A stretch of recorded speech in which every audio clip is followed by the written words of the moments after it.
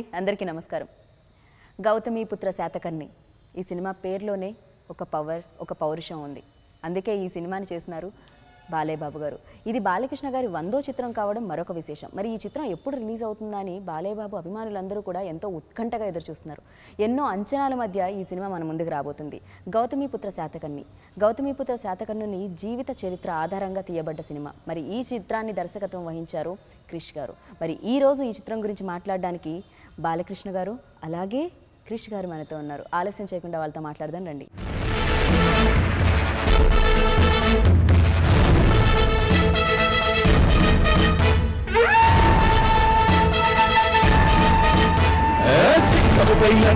బాలుడు పేరు శాతకర్ణి, సవారి చేసిన పేరు శాతకర్ణి. నమస్తే అండి. నమస్తే అండి. మేము చాలా హ్యాపీగా ఉన్నాం. ఫస్ట్ ఆఫ్ ఆల్ కంగ్రాచులేషన్స్ అండి. ఎందుకంటే సూపర్ డూపర్ హిట్ అయిపోయింది ఆల్రెడీ. ఎందుకంటే మా ముందుకి సినిమా రాకపోయినా మాకు అర్థమైపోయింది ఇది సూపర్ డూపర్ హిట్ అని. So thank you so much. First of all thank you so much అండి మీకు. ఎందుకంటే మేము బాబు గారిని ఎలా అయితే చూడాలనుకుంటున్నామో అలా చూపించారు. మాకు గౌతమిపుత్ర శాతకర్ణి ఎలా ఉంటారో తెలియదు, కానీ ఉంటే ఇలానే ఉంటారు అని అనిపించింది నాకు. So thank you so much. First of all చెప్పండి, అసలు ఈ ఆలోచన రావడం ఎక్కడి నుంచి వచ్చింది క్రిష్ గారు? ఇది అది ఒకసారి నేను వెనక్కి వెళ్తే నాకు గూజ్ బంప్స్ వచ్చినాయండి. మీరు ఫస్ట్ చెప్తున్నప్పుడే ఎలా ఉంటాడో తెలియదు గౌతమిపుత్ర శాతకర్ణి అనేది. ఒక కథ ఆ కథకుని ఎన్నుకుంటుందండి. నేను చాలా అదృష్టవంతుడు. ఈ కథ ఎవరికైనా ఎన్నుకోవచ్చు, నన్ను ఎన్నుకుంది చెప్పడానికి. ఒక కథానాయకుని కోరుకుంటానండి, ఆయన మాత్రమే ప్లే చేయాలని. రాస్తున్నప్పుడు నాకు ఏ రూపం, నేను మొదటిసారి పెన్ని పేపర్ మీద పెట్టినప్పుడు నా మనసులో వచ్చిన రూపం బాలకృష్ణ గారిని. నేను ఆడియో ఫంక్షన్లో చెప్పాను, ఆ రాజస్వం ఎలా ఉండాలి, ఆయన కదులుతుంటే ఒక అగ్గి కాగడ రగులుతున్నట్టు ఉండాలని చెప్పాను. నిజంగా ఏదో ఇప్పుడు ఇంటర్వ్యూ కోసం లేకపోతే బాలయ్య బాబు పక్కన కూర్చున్నానని చెప్పడం కాదండి. ఐ వాస్ రియల్లీ అంత ఆ ప్యాగనిజంలోకి వెళ్ళి రాయటం జరిగిందండి. మామూలు వీరుడు కాదు ఇతను. Is an extraordinary military genius అన్నమాట అతను. అట్ ద సేమ్ టైం అతనిలో ఒక గౌతమిపుత్ర శాతకర్ణిని ఒక హ్యూమన్ ఫామ్లో ప్రజెంట్ చేయడానికి ట్రై చేశామండి. అతను ఓన్లీ రాజు, ఓన్లీ కింగ్ ఆఫ్ వారియర్ కాదు, అతనికి అతని తల్లితో ఉన్న అనుబంధం, శాతకర్ణికి వాసిష్ఠితో తన భార్యతో ఉన్న అనుబంధం, తన కొడుకు, తన బాధ్యతలు, ఎథిక్స్, మొరాలిటీస్. కొంచెం ఎక్కువ టైం తీసుకుంటాను అది ఎక్కడ స్టార్ట్ అయింది అనేది. మనం నాగార్జున సాగర్ అని వింటా ఉన్నామండి. అవును, ఆచార్య నాగార్జున యూనివర్సిటీ విన్నామండి. ఆ నాగార్జునుడు ఎవడు మనకు తెలిసినంత వరకు ఒక బౌద్ధ గురువు. బట్ మీరు మన వికీపీడియాలోకి వెళ్ళి ఆచార్య నాగార్జున అని కొడితే గురు ఆఫ్ శాతవాహనాస్ అని ఉంటుంది. ఆయన మన చాణక్య చంద్రగుప్తులాగా ఆయన గౌతమిపుత్ర యజ్ఞశ్రీ శాతకర్ణి అని, అది సెకండ్ ఏడీలో మన గౌతమిపుత్ర శాతకర్ణి తర్వాత కొన్ని తరాల తర్వాత రాజు. అవును, ఆయనకి అనేకమైన లేఖలు రాశారండి. సుహుల్ లేఖ అంటారు వాటిని అన్నమాట. ఆచార్య నాగార్జునుడు ఎక్స్ట్రాడినరీ. అప్పుడులో ఎథిక్స్ ఏంటి, మోరల్స్ ఏంటి, ఎలా గైడ్ చేయాలి, ఎలా పరిపాలించాలనేది అదంతా మన దగ్గర ఉంది, కానీ మనం ఎప్పుడు అటువైపు దృష్టి పెట్టలేదండి. గమ్మత్ ఏంటంటే ఆచార్య నాగార్జున యూనివర్సిటీలో ఒక జర్నలిజం మ్యాగజైన్ ఉంటుందండి, దాని పేరు కూడా సుహుల్ లేఖ అని. కానీ ఎంతమంది అసలు ఏం జరిగిందనేది అది మా దగ్గర ఉందండి. అది ఫస్ట్ అది ఆ పుస్తకం కావాల్సి వచ్చినప్పుడు మాకు తెనాలి నుంచి ఒక స్నేహితుడు సాయిమాధవ్ బుర్రా గారికి వస్తే నేను బాలయ్య బాబుకి ఇవ్వటం జరిగిందన్నమాట. It's rare book. అన్నీ మన పక్కనే ఉన్నాయండి, కానీ మనం చూడలేదు. చిన్నప్పుడు మా తాతయ్య గారు జాలముడి రమణయ్య గారు గుంటూరులో పోలీస్ ఆఫీసర్గా ఉండేవారు. మేము అమరావతిలో వెళ్తున్నప్పుడు ఎవరో ఒక మహానుభావుడు అండి, ఎక్కడున్నారో ఆయన, కానీ ఆయన ఎవరో నాకు కథగా చెప్పారన్నమాట. ఓహో, ఇక్కడి నుంచి ఏలారా, అమరావతి అనేది ఒకప్పుడు గొప్ప రాజధాని. దాని తర్వాత ఇక్కడ ధరణికోటలో వాసిరెడ్డి గారు ఆ జమీందార్, ఆ క్రోనాలజికల్లీ ఆయన చెప్పారండి. లీలగా తెలుసు, అప్పటికి మీకు లేదు, ఈ ఆలోచనే లేదు, కథగా తెలుసు అంతే. అంతే కథగా. 2011లో స్టార్ట్ అయింది. 11-12లో కృష్ణశాస్త్రి గారు, పరబ్రహ్మ శాస్త్రి గారు వాళ్ళు ఈ నాణ్యాలని ఎస్కవేట్ మన కోటిలింగాల కరీంనగర్లో కొండాపూర్, అవును అక్కడ, అవును సార్, ఇప్పుడు ప్రస్తుత తెలంగాణ మన కరీంనగర్లో ఉందమ్మా. ఆ కాయిన్స్ వచ్చినప్పుడు this the first time I started Satavahana coinage అనేది ఒక చిన్న టైప్ చేస్తే అప్పుడు లాట్ ఆఫ్ ఇన్ఫర్మేషన్ అండి, చాలా ఇన్ఫర్మేషన్ ఉంది. ఇప్పుడు నేను చెప్తే మన ఇంటర్వ్యూ సరిపోదు, ఎందుకంటే సంవత్సరంన్నర ఒక ఐన్స్టీన్ ఒక రిలేటివ్ థియరీని ఎలా అనుకుంటాడో, లేకపోతే ఒక హిస్టారియన్స్ ఎలా అంటాడో కొన్ని వందల ఈక్వేషన్స్ వేసుకొని ఇది రీసెర్చ్ చేసుకొని ఆ కథను రాస్తున్నప్పుడు ప్రతిసారి ఒకే హీరో కదిలేవాడండి. ఈయన కోసం మాత్రమే 100వ చిత్రం కావటం నా అదృష్టము. ఇది ఇట్స్ గాడ్స్ బ్లెస్సింగ్ బేసికల్లీ. ఆయన కనుక ఈ సినిమా గౌతమిపుత్ర శాతకర్ణిని తర్వాత చేద్దామంటే ఆ తర్వాత 5 ఏళ్ళైనా 10 ఏళ్ళైనా 20 ఏళ్ళైనా నాగేవాడిని. ఆయన చేసిన రోజు చేసి ఉండేవాడిని. There is no other man who can do that actually. ఈ సినిమా రిలీజ్ అయిన తర్వాత మీకు చెప్తారు. విశ్రాంతి లేదు, విరామం లేదు.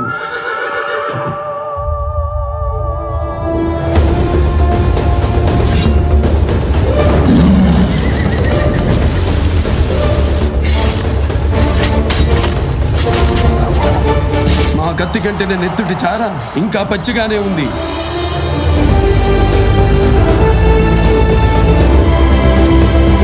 సమయం లేదు మిత్రమా, శరణమా రణమా.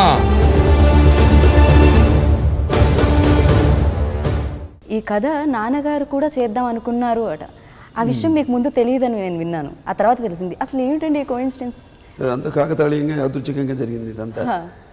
నేను కూడా ఇక 100వ సినిమా ఎటువంటి సినిమా చేయాలి అన్న ఒక క్లిష్ట పరిస్థితుల్లో ఉన్నప్పుడు, సతమతం అవుతున్నప్పుడు, నాలో నేను ఒక కాన్ఫ్లిక్ట్ జరుగుతున్నప్పుడు, అంతర్యుద్ధం జరుగుతున్నప్పుడు ఎన్నో కథలు వినడం జరిగినాయి. కొన్ని నచ్చలేదు, కొన్ని ఏమో నా 100వ చిత్రం స్థాయికి అనిపించలేదు. సరే ఒక్క కథ నేనే అనుకుని ఏదో చేసుకుంటున్నాను, రైతు అని అప్పుడు అనుకుని కృష్ణవంశీ గారి డైరెక్షన్లో అనుకుని జరుగుతూ ఉండింది. సడన్గా కవర్ పెట్టాను నేను కలవాలని.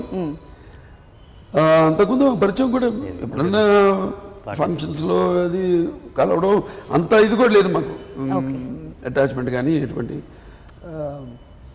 సరే ఇట్లా చెప్పారు, ఒక ఎవరినైతే ఎవరి ద్వారా అయితే కబురు పంపారో అట్లా ఒక అద్భుతమైన సబ్జెక్టు అనుకుంటున్నాను, సరే వచ్చి డిస్కస్ చేస్తాను. సరే అన్నాను. ఆయన రావడం జరిగింది, కలిశారు, చెప్పారు ఇట్లా గౌతమిపుత్ర శాతకర్ణి అనుకుంటున్నామని.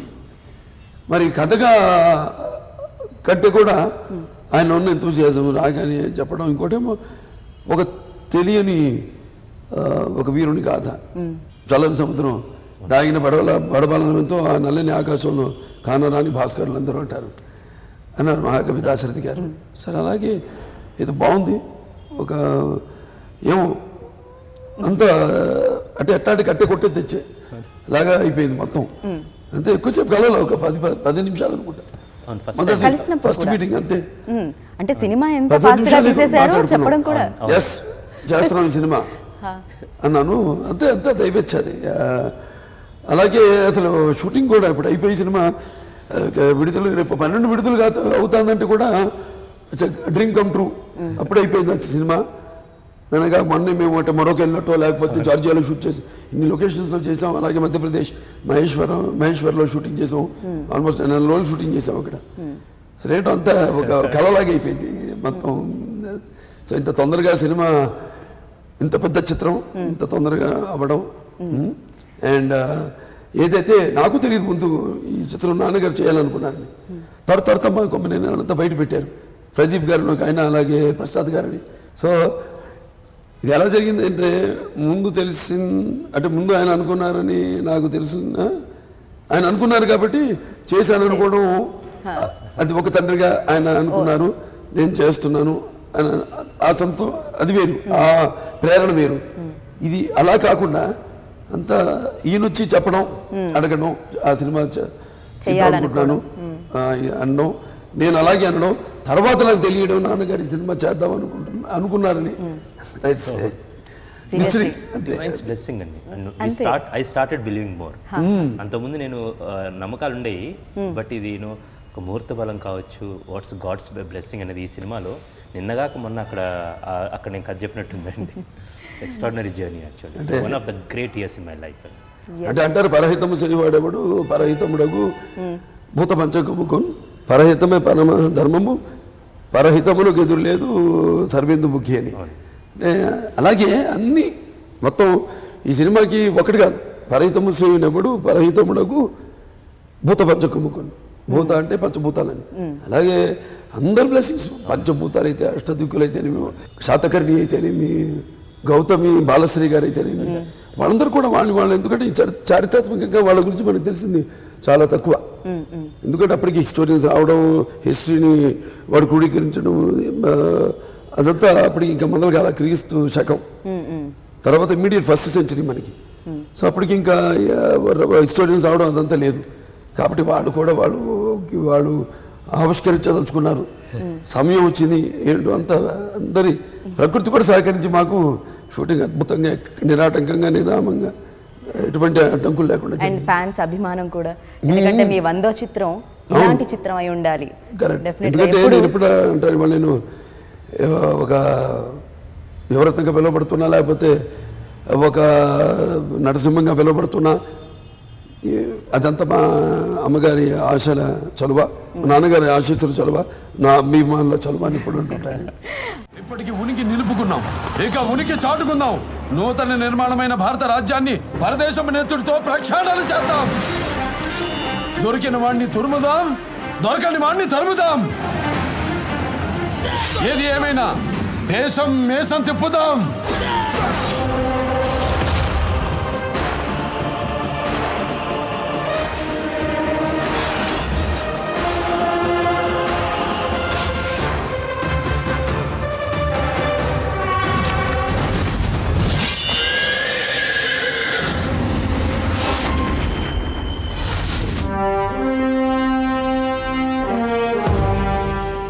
క్రిష్ గారు ఈ సబ్జెక్ట్ తీసుకొని, అంటే ఈ పాయింట్ తీసుకొని మీ దగ్గరికి వచ్చినప్పుడు అంత దృఢంగా ఎలా నమ్మారు మీరు? ఇంతకుముందు ఆయన అలాంటి సినిమాలు చేయలేదు. సో మీ 100వ చిత్ర బాధ్యత ఆయనకి ఇచ్చారు మీరు. సో అంత నమ్మకం ఎలా కలిగింది, ఎలా కలిగించారు ఆయన ఆ 10 నిమిషాల్లో? చెప్తారండి. ముందుగా మన ప్రొడ్యూసర్స్ మెచ్చుకోవాలి మనం దానికి. అందులో ఆయన నాన్నగారు కూడా ఉన్నారు, one of the producers Saibaba గారు జాగర్.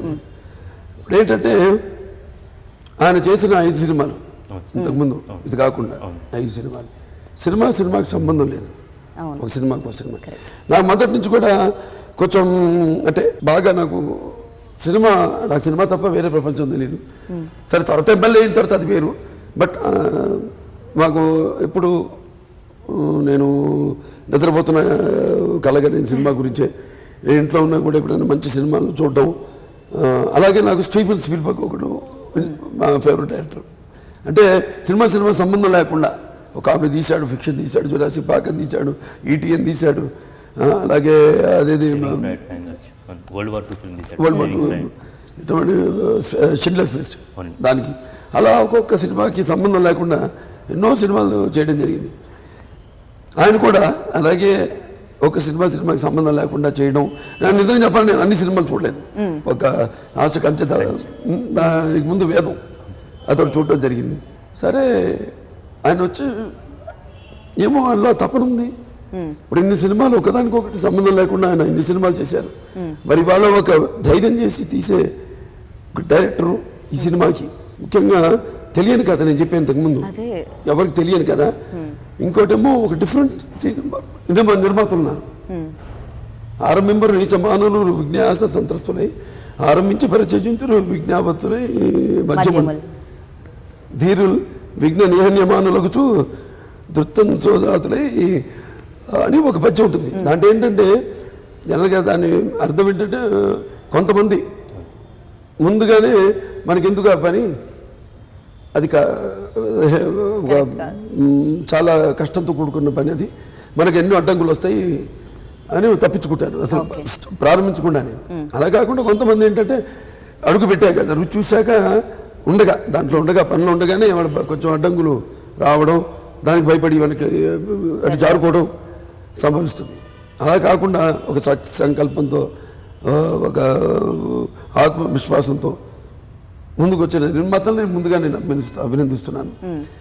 సో తర్వాత ఇక ఆయన వచ్చి చెప్పిన, అంటే నాకు ఎప్పుడు ఎవరు చెప్పినా కూడా ఎంత తక్కువ చెప్పి టు ద పాయింట్, ఏమి సో ఎటువంటి నేను ఓపెన్గా ఆయనలో ఉన్న ఒక ఆవేశం, ఆయన అది మెయిన్గా నాకు దానికి నేను ఆకర్షితుడయ్యాను.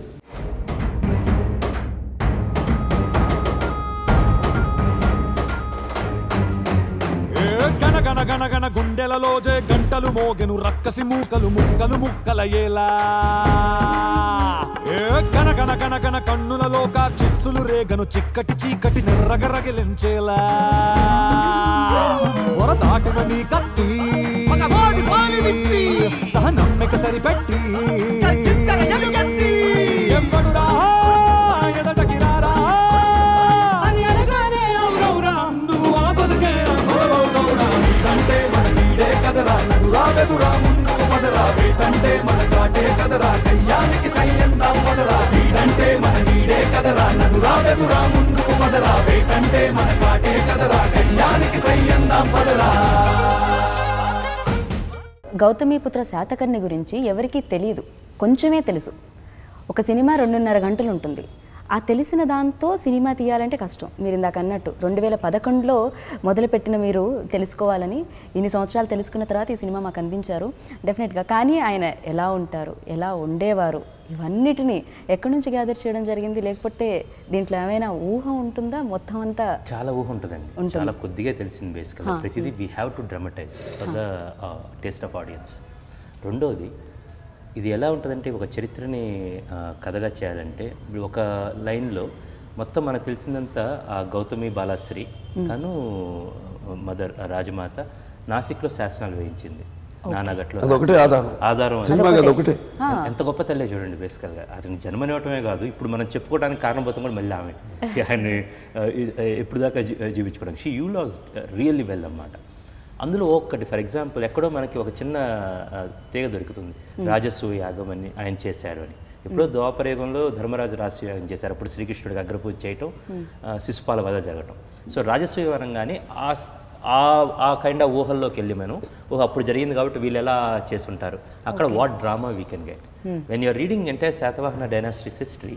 గౌతమిపుత్ర శాతకర్ణి దగ్గర నుంచి తల్లి పేరు పెట్టుకోవటం స్టార్ట్ అవుతుంది. సో అంతకుముందు ఉన్నారా లేరా అనేది కథకు అప్రస్తుతం. సో ఫస్ట్ ఈయనే పెట్టుకోవడం జరిగింది. సో ఇక్కడ నుంచి గౌతమిపుత్ర శాతకర్ణి అంటే గౌతమిపుత్ర తన తల్లి పేరు తీసుకోవడమే. ఎవరికి తల్లి పేరు పెట్టుకున్నారంటే అది documentary. How you dramatise that, తల్లి పేరుని తీసుకోవాల్సిన పరిస్థితులు ఏంటి, ఎలా తీసుకున్నారు, ఆయన ఏ పరిస్థితుల్లో తీసుకున్నారు. సో మాకు చిన్న లైన్ దొరికింది. ఫర్ ఎగ్జాంపుల్ నేను రీసెర్చ్ చేస్తుని చెప్తున్నానండి, మన ఇన్ఫర్మేషన్ ఇక్కడ తక్కువ ఉందండి. బట్ వెన్ యూ రియల్లీ నాకు ఆడియో ఫంక్షన్లో కొంచెం నేను ఎక్సైట్ అయ్యండి చివరిలో. ద సోల్ రీజన్ ఈజ్ నాకు నిజంగా బాధ. ఇక్కడ నేను రీసెర్చ్లోకి వెళ్తే మనం గూగుల్లో ఎవరు లేరని చాలామంది అంటారండి. But you have to go to Google books. Google బుక్స్లో కొడితే మహారాష్ట్ర స్టేట్ గెజెట్లో దాదాపు 100 పేజీల పైగా స్టేట్ గెజెట్ గురించి ఉందండి. ఇప్పుడు మనకి ఏంటంటే మనకి చరిత్ర గురించి తెలుసుకోవాలంటే కూడా మెడ్రాస్ మీరు ఓరియంటల్ లైబ్రరీ ఉంది. అక్కడ లార్డ్ మెకెన్జీ అతనే మన వాళ్ళకంటే కూడా ఎక్కువ ఆయన సేకరించిన ఇన్ఫర్మేషన్, ఈ శాసనాలు ఏంటి ఆయన చాలా రీసెర్చ్ చేసి ఆయన ఇప్పుడు జరిగిన ఇన్సిడెంట్స్ అన్ని ఒక్కొక్క డిఫరెంట్ డైనాసిటీస్, డిఫరెంట్ కింగ్స్ ఆయన కూడా అక్కడ ఉన్నాయి. మన దగ్గరికి కూడా అక్కడ ఉన్నాయి. అంటే వాళ్ళని మైక్రో ఫిల్మ్స్ చేసి వాళ్ళు అక్కడ ప్రిజర్వ్ చేశారు.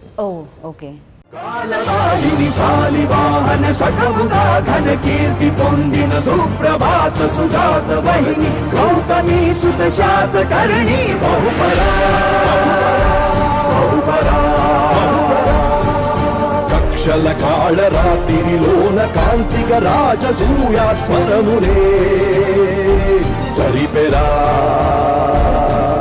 కత్తులలోన చిత్రమైన శాంతికి తానే వేద స్వరముగా పలికెరా.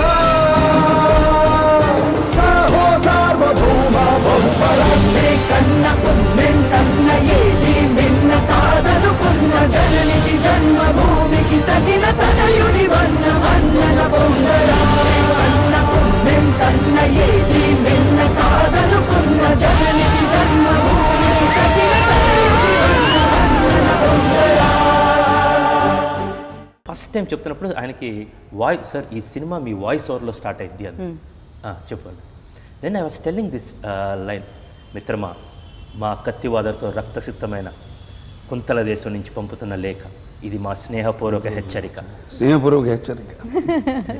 18 విరామం లేదు, విశ్రాంతి లేదు, దండయాత్ర లేదు, సాగుతాని మా కత్తి కంటెన నెత్తుటి చార ఇంకా పచ్చిగానే ఉంది అంటే డైలాగ్. దండయాత్రుడు ప్రయాణిస్తూనే ఉన్నాను.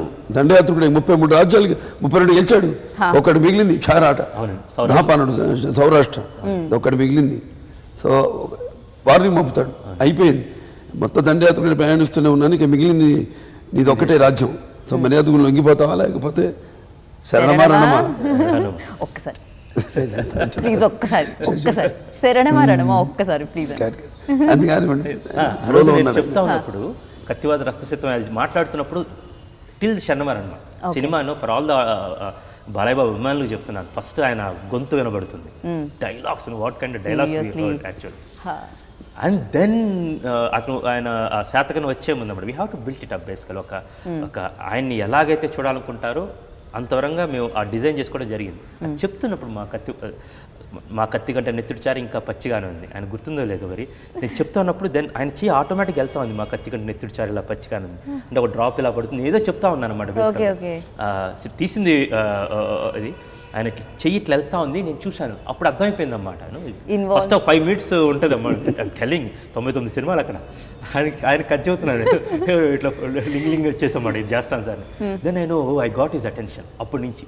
దెన్ యాజ్ ఐ ప్రోగ్రెస్ ఆ నేరేట్ చేసే టైంకి అయిపోయిన తర్వాత వాళ్ళు చాలా బాగుంది చేద్దాం చెప్పినప్పుడు నేను ఆయనకు ఒకే మాట చెప్పాను వెళ్తూ అన్నమాట, సార్ థ్యాంక్ యూ ఫర్ మీరు ఎప్పుడైనా చేస్తారు ఇంకా అంటే చెప్తానని చెప్పారు. మరుసటి రోజు లెస్ దాన్ సమ్ 12 మళ్ళీ 12-14 hours సినిమా చేస్తున్నాం, గెట్ రెడీ అన్నమాట. కమన్ బీట్ మెరకిల్ అండి యాక్చువల్గా మెరకిల్. అంటే దీంట్లో నాకు తెలియదు కానీ నేను అప్పుడు కూడా అడగలేదు కానీ నాకు అనిపించేది కమర్షియల్ పాయింట్ కూడా ఆయన అంటే ఒకటి ఎంతో కమర్షియల్ పాయింట్ ఏంటంటే మన తమిళనాడులో చూసుకుంటే తండ్రి పేర్లు పెట్టుకుంటారు, లేకపోతే ఇప్పుడు మనం మన ఊళ్ళో పేర్లు పెట్టుకుంటాం, లేకపోతే మన ఇక్కడ గౌతమిని పెట్టుకోవడం కమర్షియల్ పాయింట్ అయి ఉంటుంది. ఏదైనా మీరు అడిగారు అప్పుడు గౌతమి ఎవరు లేరుగా ప్రపంచంలో, ఎవరు గౌతమి ఎవరు ప్లే చేస్తారు దాన్ని ముందు అది అడిగాను, అది కమర్షియల్ పాయింట్ ఓకే బాగుంది. గౌతమి ఎవరు అని అడిగా ముందండి ఫస్ట్ పేరు వచ్చే ముందు గౌతమి పేరు వచ్చిన తర్వాత టైటిల్ అడిగా. ఇప్పుడు గౌతమి క్యారెక్టర్ ఎవరు చేస్తాను నాకు అది ఇంపార్టెంట్. దాని మీద అబ్బా చాలా ఎక్సర్సైజ్లు చేసి అంటే హేమమాలిని గారు అనుకున్నామండి. ఎమ్మట ఆయన అడిగారు 2-3 రోజు వచ్చి సార్ హేమమాలిని గారు అనుకుంటున్నానండి అన్నమాట. చాలా బాగుంటుంది క్రిష్, దొరికితే అప్పుడు ఆ నిండుతనం వచ్చింది అన్నారు, ఎగ్జాక్ట్ వర్డ్ వాడారు అన్నమాట. దొరికితే కాదు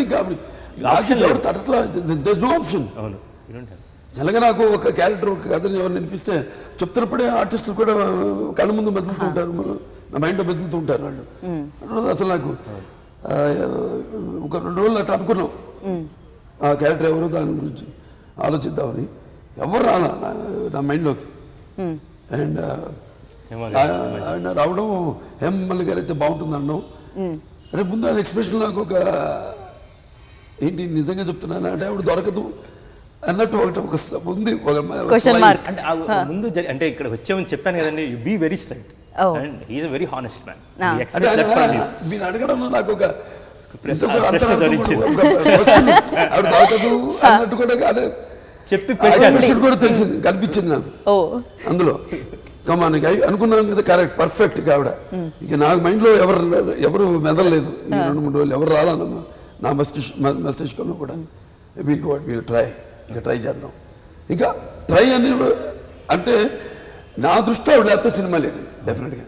ఇంకా ట్రై చేసినా ఎవరు లేదు అంటే బట్ ఆవిడ దొరికింది కదా అంతా చెప్పాక సినిమా చిత్రానికి అంత విచిత్రంగా. At the same time Vasishthi అండి శ్రియా టు సీ ఇప్పుడు దాకా చూసిన శ్రియా ఒక ఎత్తు,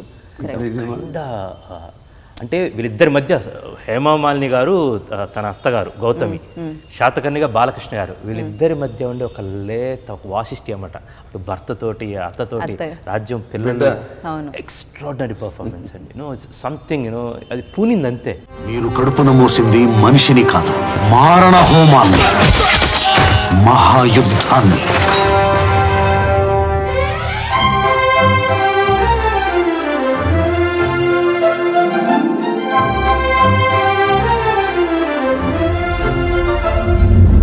బిడ్డ కడుపున పడ్డప్పుడు యుద్ధానికి వెళ్ళారు, ఇప్పుడు సరాసరి ఇంకో బిడ్డని యుద్ధానికే తీసుకెళ్తున్నారు. మీరు మనిషేనా? ఈ 33 కరవాలాలు కరిగించి మహాఖడ్గాన్ని తయారు చేయించండి. ఆ ఖడ్గాన్ని ధరించి సింహాసనం మీదున్న ఈ సింహాన్ని చూసి అనంత విశ్వం అసూయ చెందాలి. అండ్ అలాగే సంగీతం అండి, అంటే ఎంత అద్భుతంగా ఉందంటే బ్యాక్గ్రౌండ్ స్కోర్ ట్రైలర్లో మేము జస్ట్ కొంచెం చూసినట్టే కానీ అప్పుడే గూస్ బంప్స్ వస్తున్నాయంటే అంత అద్భుతంగా ఇచ్చారు. సో ఆయన గురించి చెప్పండి బాలయ్యబాబు గారు. నాకు ఎలా ఉండబోతుంది? టచ్ చాలా తక్కువ అండి. ఒకసారి కలిసాను నేను. కలిసినప్పుడు ఒకటి తెలిసింది, ఆ ఫ్యామిలీ వాడిది. ఇప్పుడు ఎలా అన్ని కలిసి సినిమాలో ఆయన బైజు బాబురావు తీశారు, వాడు తాతగారు. దాని తర్వాత శ్రీరామరాజ్యం తీశారు ఆయన. చూడండి, ఆయన తాత తీసిన శ్రీరామరాజ్యం, నేను తెలుగులో శ్రీరామరాజ్యం చేయడం ఇవన్నీ. But first I have to give 100% I have to say thanks to Balakrishna గారండి. మామూలుగా ఎలా ఉంటుందంటే, ఒక నమ్మితే ఎలా ఉంటుంది అనేది, మీరు ఎక్కిమీడ అనే పాట ఉందండి, మీరు నమ్మాలి. రేపు షూటింగ్ ఈరోజు నైట్ నేను పంపించాను సార్కి. సార్ భయపడుతూ ఉన్నాం అన్నమాట. ఫస్ట్ టైం సాంగ్ చేస్తున్నప్పుడు హీరోకి జనరల్గా ఎలా ఉంటుంది, నెల ముందు పంపించాలి, ఇక్కడ ఇన్స్ట్రుమెంట్ బాగాలేదు, అక్కడ అది వాయిస్ బాగాలేదు, ఇక్కడ ఇది మార్చు, ఇక్కడ అది మార్చు. ఆయన పంపించినప్పుడు అంటే how much confidence as in me as a director, ఆయన అంటే ఎంత ఫ్రీడమ్ అనేది. ఎక్కువ ఫస్ట్ వచ్చినప్పుడు ఆ పాట ఆయన సెట్కి వచ్చినప్పుడు వినలేదు కూడా, మొత్తం రెడీ అయ్యారు, మొత్తం ఉన్నారు. అక్కడ ఒక చాలా ఎద్దుల బండిలో వెళ్తూ ఉంటుంది, రాజు మారువేషం వేసుకుని వెళ్తూ ఉంటాడు. కూర్చొని అక్కడ ఉంటే ఈయన వచ్చారు, కూర్చున్నారు, మేకప్ వేసుకుని వచ్చారు. మరి చిన్నపిల్లవాడు అయిపోతాం. మరి ఫస్ట్ సినిమా చేస్తున్నట్టు ఉంటుందండి ఆయనతో వర్క్ చేస్తున్నప్పుడు. ఇలా వచ్చి మా పని మేము బృందామేశ్వరం మేము పెట్టుకుని ఒక కెమెరా పెట్టుకున్నాం, ఆ బ్యాక్గ్రౌండ్ అంతా సెట్ చేసుకుంటున్నాం. బాలయ్య గారు వచ్చారు, we can't make him wait long, బేస్లో energy everything we have to capture it on screen. Sir ఒక్కసారి మనం విందాం సాంగ్ అని చెప్పి సాంగ్ వేస్తా ఉన్నాం. పరిగెత్తుకుంటూ ఆయన అసిస్టెంట్ వచ్చారు, సార్ సాంగ్ కట్ చేయొద్దన్నారు, సార్ వింటారంట.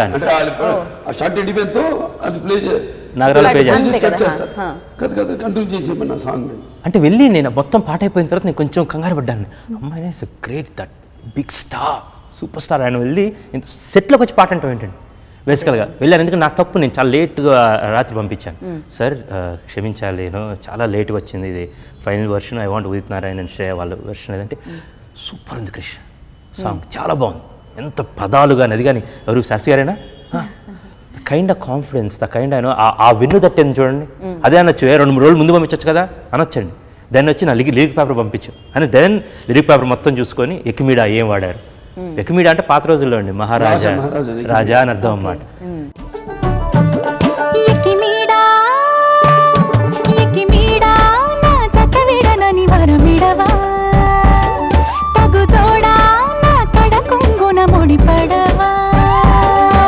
సుకుమారి నీ సొగసు సిరులు నన్ను నిలువెల్లా పెన వేసుకుని, మహారాజు నన్ను మరిపించే నీ మహత్తులో పడి బంది నయ్యానే ఎటల్తానే.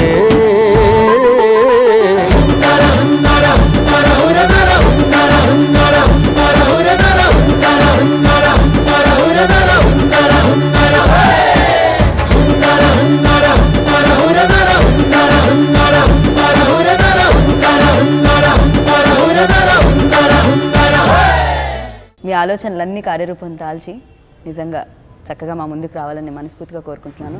అండ్ ఈ అవకాశం నాకు ఈరోజు వచ్చిన నేను ఇందాక చెప్పాను, అదృష్టంగా భావిస్తున్నానని. Thank you so much. And మీకు ముందుగా గౌతమిపుత్ర శాతకర్ణి సంక్రాంతి శుభాకాంక్షలు. సో మాకు సంక్రాంతి ఇలా వచ్చింది కాబట్టి పండగ, 2 పండగలు ఇదైతే, గౌతమిపుత్ర శాతకర్ణి ఒకటి, సంక్రాంతి ఒకటి, అండ్ అందులో ఉగాది కూడా చూడబోతున్నాం కాబట్టి. సో మీకు కూడా సంక్రాంతి శుభాకాంక్షలు. So thank you so much. మా జైత్ర యాత్రను గౌరవించి, మా ఏలుబడిని అంగీకరించి, మీ వీరఖడ్గాన్ని మా రాయబారికి స్వాధీనం చేసి మాకు సామంతులవుతారని ఆశిస్తున్నాము. సమయం లేదు మిత్రమా, శరణమా రణమా. మీరు కడుపున మోసింది మనిషిని కాదు, మారణ హోమాన్ని, మహాయుద్ధాన్ని.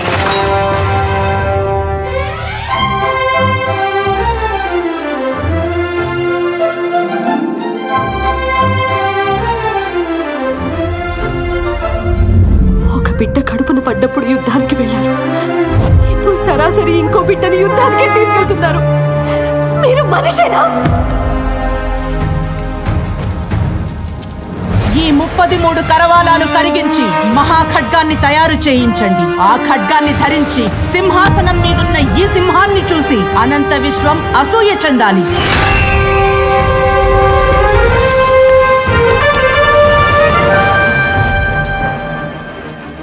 శాతకర్ణి, నేను సింధు నుంచి ఆక్రమించుకుంటూ వస్తాను. అలెగ్జాండర్ కోలవి కాని అఖండ భరత ఖండం నా సొంతమవుతుంది. ఇప్పటికి ఉనికి నిలుపుకున్నాం, ఇక ఉనికి చాటుకుందాం. నూతన నిర్మాణమైన భారత రాజ్యాన్ని పరదేశం నెత్తుడితో ప్రక్షాళన చేద్దాం. దొరికిన వాణ్ణి తురుముదాం, దొరకని వాణ్ణి తరుముదాం. ఏది ఏమైనా దేశం మేసం తిప్పుదాం.